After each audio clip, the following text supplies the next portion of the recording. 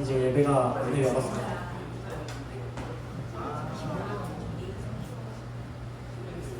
예배가 문을 열었습니다. 예배가 문을 열었습니다. 근데 사실 예배는 문을 열지 않았습니다. 왜냐면 예배는 언제나 열려 있었기 때문에 문을 열 수가 없습니다. 닫혀있는 상태에서만 열려야지만 예배는 언제나 문이 열려있기 때문에 예배가 열렸다라는 표현은 사실은 틀렸습니다. 하지만 그것은 틀렸습니다. 할렐루야. 여러분들을 축복합니다. 오늘은 다시 한번 정말 기쁘고도 기쁘고 정말 여러분들이 기다리고 기다리던 그날입니다. 무슨 날일까요? 청소하는. 여러분들이 그렇게 좋아해요. 에녹이가 특히 좋아해요. 에녹이 막 청소기 밀 때마다 막 웃거든요. 먼지가 빨아들여지고 있어 하면서 너무 좋아 이러거든요. 특히 좋아해요. 심리학적 용어로 스페이스 클리어링이라고 하는 용어가 있습니다. 공간이라고 하는 것들은 생각보다 되게 많은 의미를 사람들이 부여합니다. 실제로 그래서 옳은 예시는 아니기는 하지만 교회를 성전으로 표시하는 교회들도 꽤나 많이 가질 정도로 공간이라고 하는 것들은 우리의 인생 가운데서 꽤나 많은 영향력을 가지고 있습니다. 그래서 여러분들이 지금 있는 이 공간도 여러분들이 알게 모르게 꽤나 많은 영향력을 가지고 있습니다. 물론 그것에 대한 무게감이나 중요도가 더 높은 친구도 있고 더 낮은 친구들도 있어요. 특히 이제 교회에서 집이 먼 친구들일수록 아마 조금 이 공간을 사용하고자 하는 욕구가 조금 더 떨어지기는 하겠죠. 근데 여러분들 혹시 그런 거 있어요? 예를 들면은 올리브영만 가면은 설렌다든지 목욕탕 옆만 지나가면 마음이 좀 편안해진다든지 러시 앞을 지나가면 괜히 좀 들뜬다든지 뭐 이런 경험이 혹시 있으신가요? 여러분들한테 교육관이라고 하는 이 공간이 적어도 그런 공간이었으면 좋겠습니다. 그냥 들어오면은 좀 괜히 웃음이 나. 제가 좋아하는 이제 시 중에 이제 나이덕의 농무라고 하는 시가 있거든요. 거기에서 이제 좋아하는 구절이 못난 것들은 서로 얼굴만 봐도 흥겹다라고 하는 것들. 여러분들 옆에 있는 친구를 한번 보실래요? 흥겹죠? 어우 흥겹게 생겼습니다. 영민이 에녹이 한번 보고 에녹이 영민이 형 한번 보래요. 말로는 표현하지 못하지만 사촌이지만 정말 다르게 생겼다. 이 친구는 정말 재밌게 생겼구나라는 생각 들지 않나요? 그쵸? 그쵸? 영민이 그쵸? 아닌가요? 여러분들한테 이 공간이 그런 공간이었으면 좋겠습니다. 제가 오늘 진짜 하고 싶은 이야기가 하나가 있었는데 최근에 복음 중심 삶이라고 하는 교회에서 운영하는 강좌를 듣고 있는데 거기에서 계속해서 나오는 게 차별과 판단에 대한 이야기였어요. 그러니까 내가 옆에 있는 어떤 사람을 볼 때 나만의 어떠한 기준대로 내가 안 좋게 보거나 좋게 본다. 예를 들면 제가 준서를 보면 준서가 너무너무 잘생겨가지고 준서는 괜히 한 번 더 챙겨주고 싶고 막 이런 생각이 들 수가 있죠. 그렇죠? 근데 이제 준서 옆에 있는 뭐 상처받지 마세요. 그냥 옆에 있어서 하는 거예요. 다현이를 딱 봤을 때 다현이는 제가 좋아하는 스타일이 아니어서 보기만 해도 한 대 때리고 싶어. 왜 이럴 수가 있잖아요. 물론 실제로 때리면 인성에 문제가 생기긴 하겠죠. 그렇죠? 그런 것들이 이제 판단과 차별이라고 하는 것들이죠. 그래서 한번 물어봤어요. 이제 우리 일권이한테 제가 한번 물어봤어요. 선생님이 예를 들어서 약속을 하고 금요일을 만나기로 약속을 하고 목요일에 연락을 하지 않았다는 이유로 금요일에 약속 장소에 나오지 않은 준서야 앞에 봐 제발 집중 좀 해. 알았어? 이렇게 하면 안 됩니다. 이것도 판단이기 때문에 금요일에 이제 안 나왔다면 그 친구랑 어떻게 대해야 될까? 저는 물어보는 의도가 있었습니다. 일권이가 에이 한 대 패야죠 라고 말을 하기를 기다렸습니다. 그래야지 제가 주의를 와가지고 한 대 패일 수가 있기 때문에 이제 했는데 일본이가 뭐라 했냐면 친하게 지내야죠.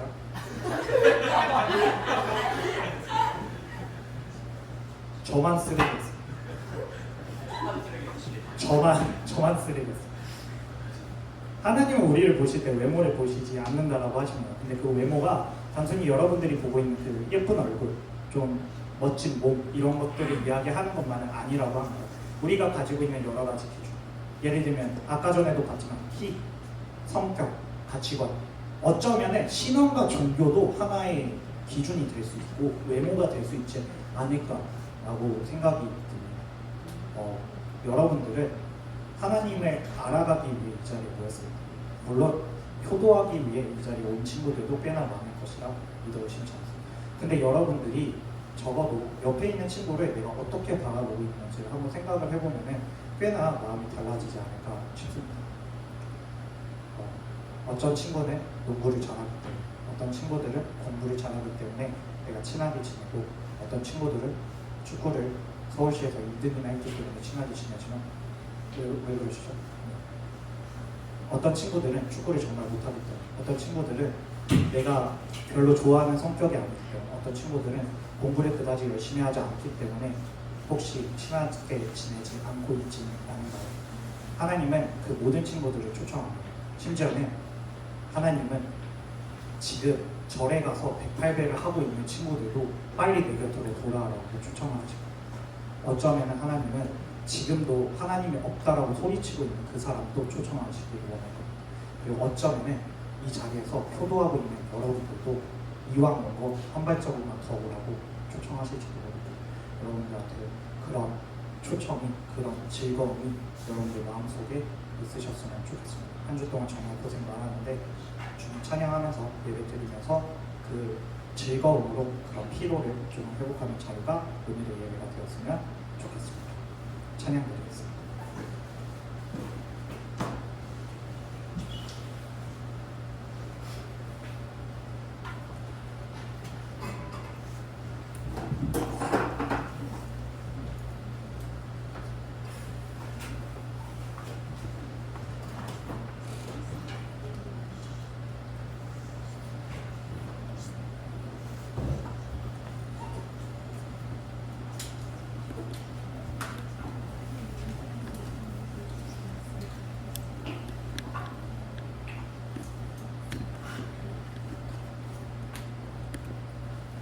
찬양드리겠습니다.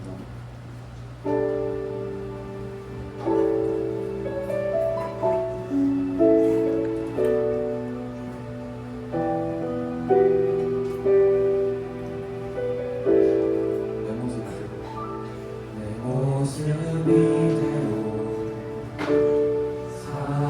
사랑하신 연약한 그대로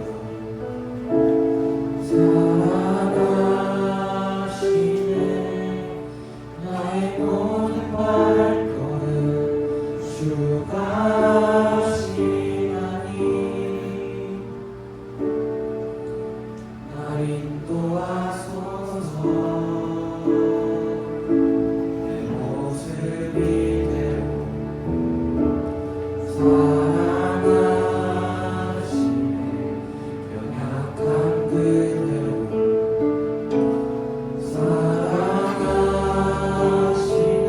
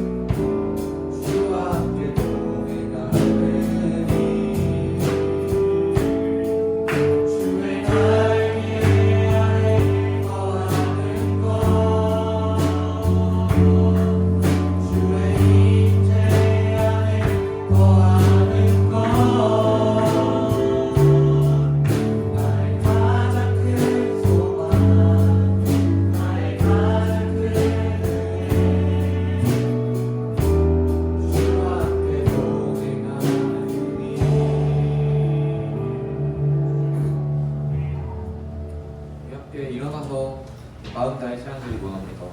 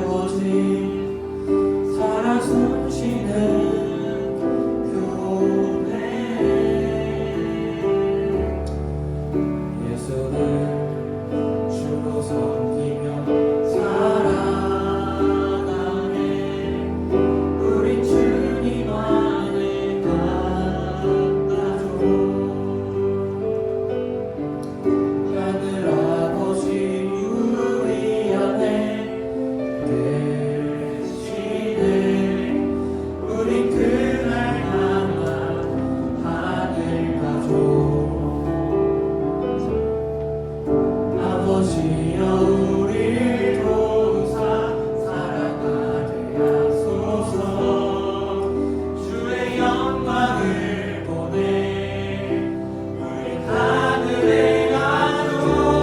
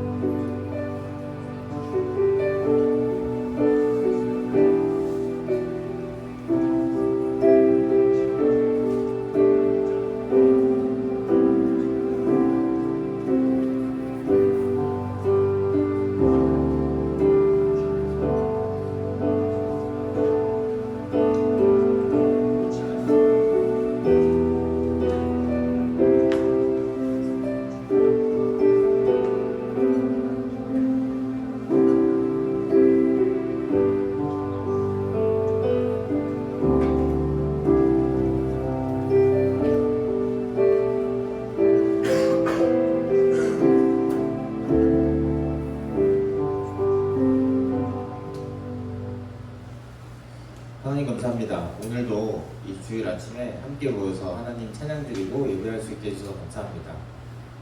하늘 아버지라고 부릅니다. 우리가 정말 아버지께서 성령님을 통해서 우리를 거듭나게 하셔서 우리가 진짜 한 아버지, 하늘 아버지를 아버지라고 부르는 형제자매 될 수 있도록 인도하여 주시옵소서. 오늘도 예물을 드렸습니다. 이 예물 안에 정말 진심으로 우리의 모든 것을 주님께 드리는 그런 자발적인 결단에 의한 정말 신앙인으로 거듭날 수 있도록 좀 우리를 이끌어 주시옵소서. 오늘 예배 온전히 우리 주 예수 그리스도 삼위일체 하나님만 높임 받으시기 원합니다.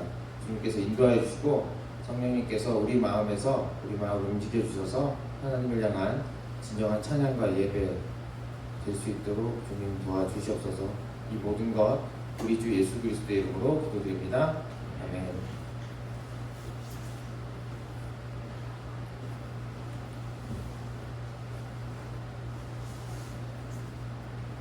네, 반갑습니다 여러분. 오늘 3월 10일 성전부 예배 말씀 전하는 시간 함께 나누도록 하겠습니다. 여러분 지금 제가 계약을 해서 굉장히 좀 얼굴이 원래 굉장히 뽀송뽀송하지만 지금 첫 주라서 좀 힘들잖아요. 적응 기간이기 때문에 여러분들 새로운 학교에 간 친구들도 있고 해서 굉장히 힘든데 아무튼 여러분들 우리 힘을 내봅시다. 자, 그래서 오늘 말씀은 계속해서 이어가서 사도행전 4장 32절에서 37절 말씀을 번갈아 가면서 읽고 마지막 절은 함께 읽을게요. 제가 먼저 읽겠습니다. 많은 신도가 다 한마음과 한뜻이 되어서 아무도 자기 소유를 자기 것이라고 하지 않고 모든 것을 공동으로 사용하였다.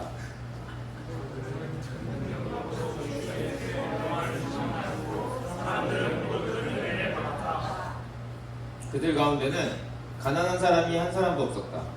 땅이나 집을 가진 사람들은 그것을 팔아서 그 판돈을 가져다가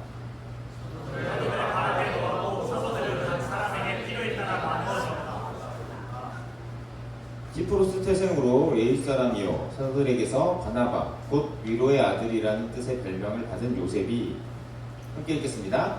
자기가 가지고 있는 밭을 팔아서 그 돈을 가져다가 사도들의 앞에 놓았다. 아멘.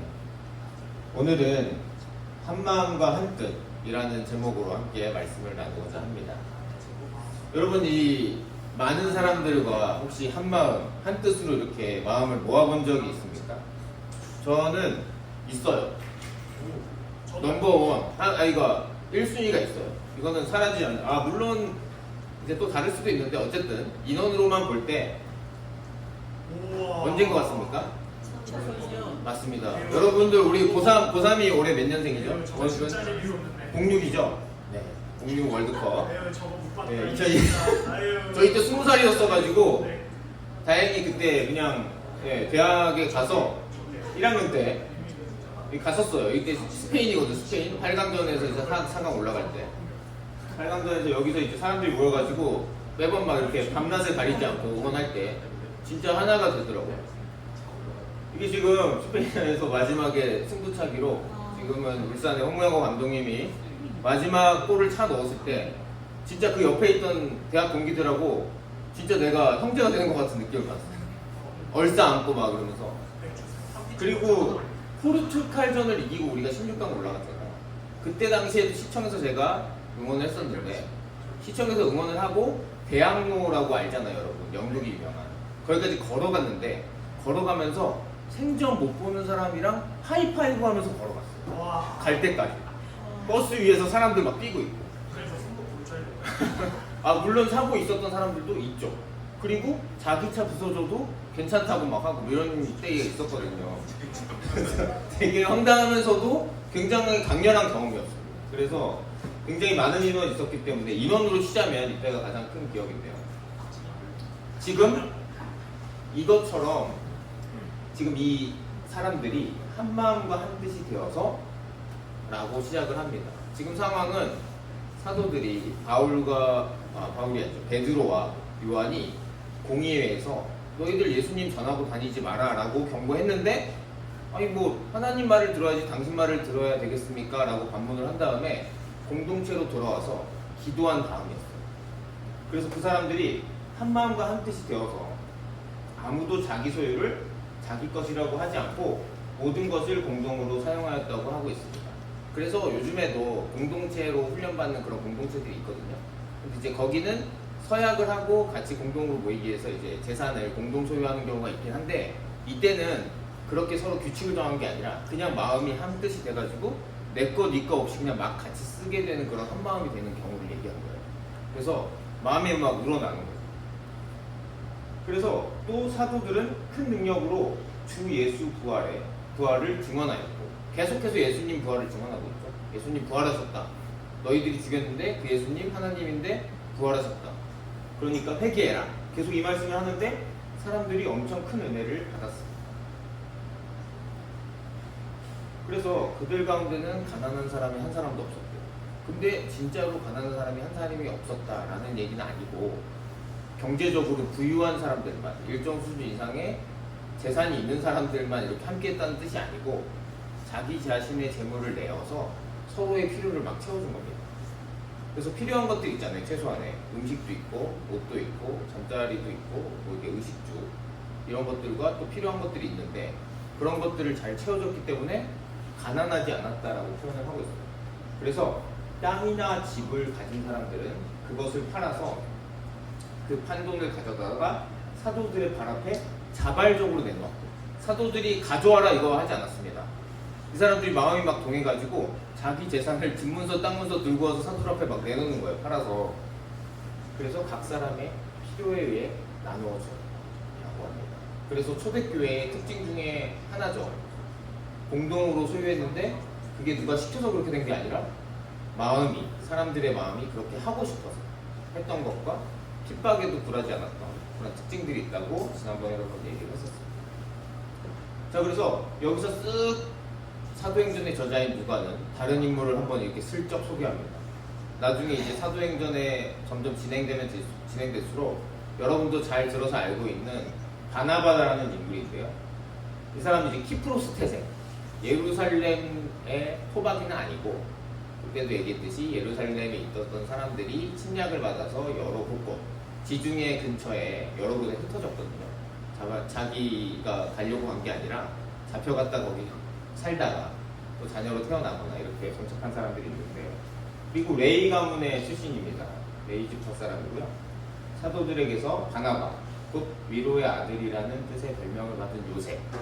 위로의 아들이라는 별명만 봐도 이 사람이 공동체에서 어떤 사람이 좀 가능할 수 있지 않겠습니까? 공동체에서 이렇게 사고를 치고 다른 사람들을 괴롭히는 사람한테 위로의 아들이라는 별명을 지어주기는 힘들잖아요. 그래서 얼마나 공동체를 잘 챙기고 있는 사람인지 볼 수 있는데, 이 사람이 여기 예루살렘은 여기고 여기가 키프로스, 개역개정에는 구브로라고 되어 있어요. 그래서 이쯤 되는 여기 출신 사람인데, 자기가 가지고 있는 밭을 팔아서, 근데 이거는 섬에 있는 밭인지 아니면 예루살렘에 갖고 있는 밭인지는 몰라요. 어쨌든 자기 재산을 팔아서 그 돈을 가져다가 사도들의 발 앞에 떡하니 놓는 겁니다. 이렇게 오늘 본문 말씀인데요. 자, 그럼 어떻게 해서 이렇게 한 마음과 한 뜻으로 자기 소유를 막 내놓을 수 있냐 궁금하지 않습니까? 왜냐면 뭐 이때라고 해서 집이라든지 땅이라든지 자기가 갖고 있는 뭐 이렇게 보석 이런 게 다를 리는 없잖아요. 가치가. 사람 마음이라는 게 있으면 더 가지고 싶고 다 그런 거 아니겠습니까? 그런데 이제 그 전 장에서 31절에서 베드로와 요한이 돌아왔을 때 기도를 마치고 나서 그들이 모여있는 것이 흔들리고 그들은 모두 성령으로 충만해서 하나님의 말씀을 담대히 말했다라고 되어 있어요. 또 그리고 오늘 본문에서는 사도들이 예수님의 부활을 증언할 때 은혜를 크게 받았다고 얘기하고 있죠. 이 두 가지로 한번 추려볼 수 있을 텐데, 오늘은 성령으로 충만하다, 성령 충만이라는 단어가 굉장히 많이 나와요. 사도행전에서.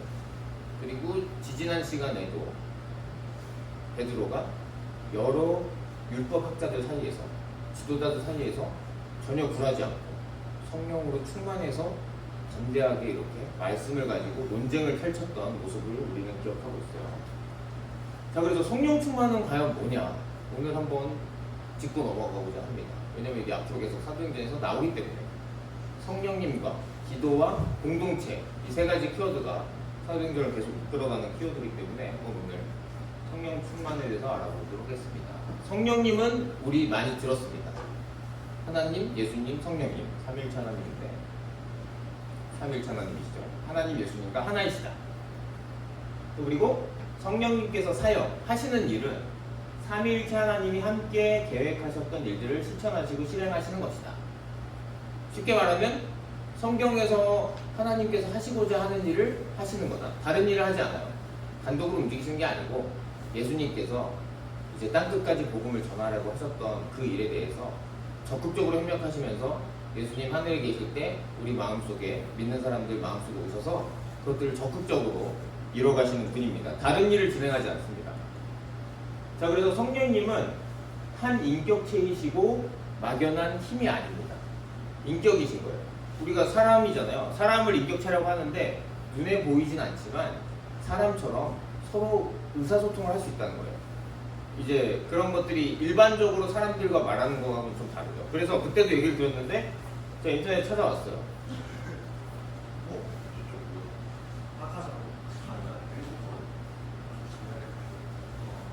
심장을 불태워라. 자, 이런 게 아니라는 거예요. 이런 게 아니라는 거예요. 막연한 에너지. 그러니까 만약에 이런 것도 있단 말이에요. 이게 좀 약간 성령님이라고 표현하는 이유가 왜냐면 하나님, 예수님, 성령님이기 때문에 인격체시기 때문에 존칭을 써줘야 되는데 이제 성경에서 성령이라고 나오는 경우도 있지만 어떤 지표 보면은 성령 받아라 뭐 이렇게 하는 데도 있어요. 네. 마치 물건처럼 하나님을 받아라 뭐 이런 식으로 표현하는 거는 되게 뭐 말이 안 맞잖아요. 이게 그래서 도구나 물건이 아니라 이런 에너지가 아니다. 그분은 인격체이시다. 우리와 인격적으로 교류하실 수 있는 분이라는 것을 기억을 해주세요. 자, 그리고 성령님은 온전한 신격을 소유하신 분으로 하나님과 예수님께 우리가 드리는 영광과 존귀를 똑같이 그분께 돌려야 된다. 왜냐면 하나님, 예수님, 성령님 삼위일체 하나님이시니까 같은 하나님이신데 다른 형태로 이게 인간의 두뇌로는 이해하기 힘듭니다. 셋인데 하나인 거예요. 동시에 세 존재면서 하나의 존재인 겁니다. 세 개는 하나가 될 수 없잖아요. 그러니까 이게 인간의 머리로는 이해할 수가 없습니다. 이런 거를 우리가 신앙으로 받아들이고 여기서 우리가 머리를 조아리는 겁니다. 이거는 인간이 이해할 수 없어요. 자, 그러면 성령 충만은 뭐냐? 성령께서 성도를 완전히 지배하시는 상태입니다. 그런데 아까 전에 어떤 제3의 에너지라든지 어떤 게 나를 꼭두가시처럼 쥐고 흔드는 그런 게 아니고 성도를 완전히 지배하시는데 나의 의지나 이런 행동이나 성격은 다 그대로 있는 거예요. 근데 내가 그 한 성령님께서 이렇게 이끌어 가시는 거에 적극적으로 협력하게 되는 상태를 얘기하는 겁니다. 막 불강력적으로 막 끌고 가거나 힘으로 압도해서 나를 끌어가는 그런 거 아닙니다. 자, 그래서 삶 전체가 전적으로 하나님의 지도 아래 있게 된 상태. 하나님께서 뭐라고 지도하시면은 적극적으로 하고 싶다. 그렇게 해야지. 맞아. 하나님 말씀대로 해야 돼. 라는 적극적인 상태를 의미합니다. 행동을 옮기려고 하는. 그리고 그리스도인에게 주어지는 성령의 감화와 인도와 역사의 충만함을 바랍니다. 한마디로 하나님께서 우리에게, 그리스도인에게, 하나님의 자녀에게 뭔가를 요청하시거나 원하시는 것이 있을 때 그것을 굉장히 기울여 듣고 내 삶에서 그것을 일어나야겠다라는 것으로 충만해져 있는 상태가 성령 충만이라고 할 수 있어요. 자, 그래서 우리가 이 신앙생활을 결혼의 비유를 많이 합니다. 그래서 보세요. 이게 지금 신랑과 신부가 서약을 하고 한평생 한 남자와 한 여자와 당신만을 영원히 사랑하고 섬길 것을 약속합니다 하는 게 결혼이잖아요. 그래서 그 증표로 반지를 서로 나누고 이러잖아요. 자, 이럴 때 얼마나 이제 행복하겠어요. 얼마나 행복하고 얼마나 기쁘겠어요. 그리고 그래서 보통은 우리나라에서는 보통은 신혼여행을 많이 떠나잖아요. 그렇죠? 요즘 웬만하면 신혼여행을 가지 않습니다. 정말 바쁘거나 이러지 않은 경우에는 일반적으로 많이 가는 추세인데, 자, 이렇게 손을 잡고 이제 휴양지를 가잖아요, 보통. 바닷가가 쫙 있는 바닷가가 있고 모래사장이 있어. 둘이서 이렇게 손을 잡고 걸어가는 거죠. 손을 잡고 걸어가면서 서로 얘기를 해. 옆에를 보면서 귓속말도 하고. 그러면은 여러분 신랑이 하는 얘기를 신부가 그때 이런 상태로 있대요. 지금 안 들어주겠습니다. 뭘 해달라고 하거나 뭘 요청하거나 할 때 안 들어주겠어요. 적극적으로 들으려고 하죠. 또 뭐 신랑이 신부에게 요청했던 것을 적극적으로 듣고 어떻게 해야지 이 여자를 행복하게 해줄 수 있을까? 어떻게 해야지 이 남자를 행복하게 해줄 수 있을까라는 생각으로 정말 똘똘 뭉쳐있지 않습니까? 이 신혼부부들이. 근데 이게 시간이 지나면은 그때처럼 내 말을 귀 기울여 듣지도 않고 들었는데 그렇게 하지 않기 때문에 당신 변했어. 왜 그때랑 달라 이러는 거 아니에요. 네?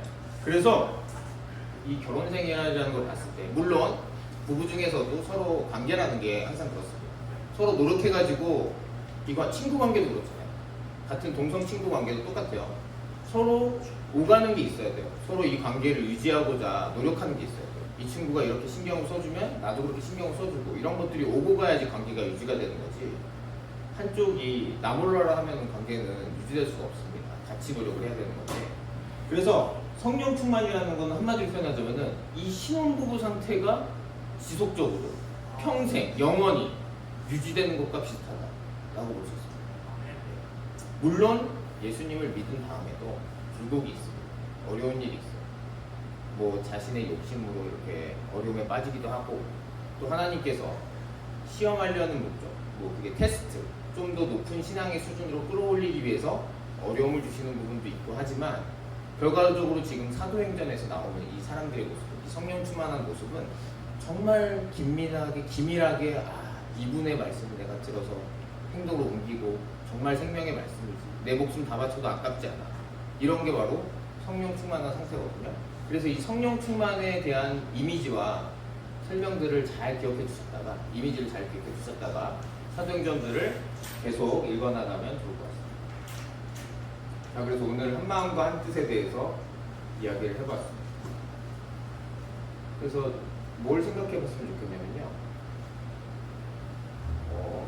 오늘 이렇게 믿음의 신앙의 공동체와 하나님에 의해서 한 마음과 한 뜻이 된 경험도 나누어주면 좋겠고, 그리고 또 학교에서든 뭐 어렸을 때는 가족이든 아니면 동호회든 여러 가지 상황이 있을 수 있잖아요.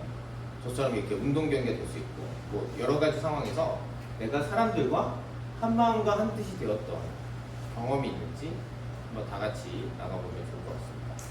그래서 오늘부터는 우리가 이렇게 말씀 마치고 제가 바로 기도를 했었는데 잠깐 1분 정도 우리 주일쌤의 반주에 맞춰서 한번 묵상해보면서 한 주간의 삶을 되돌아보고 또 오늘 들었던 말씀 이렇게 앞으로 한 주간 어떻게 살아갈지에 대한 것들 함께 기도하면서 한 1분 정도 기도하고 제가 마침 기도하도록 하겠습니다. 함께 기도하겠습니다.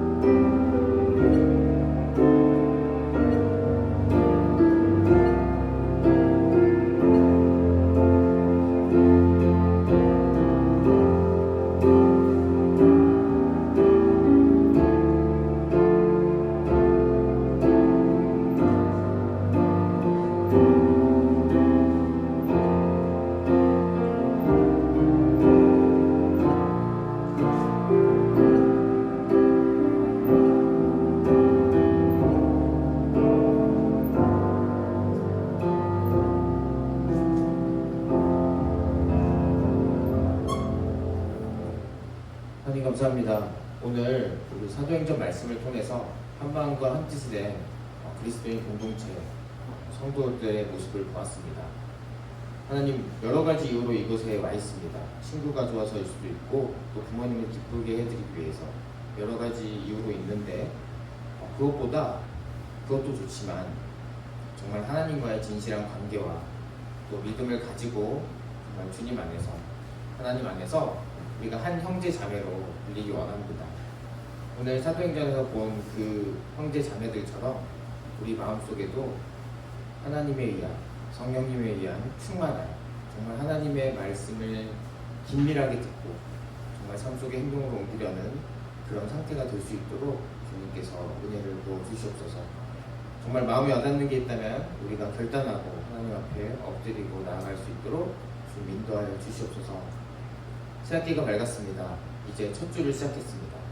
첫 주라서 너무나 적응이 또 안 되고 힘든데 하나님께서 도와주십시오.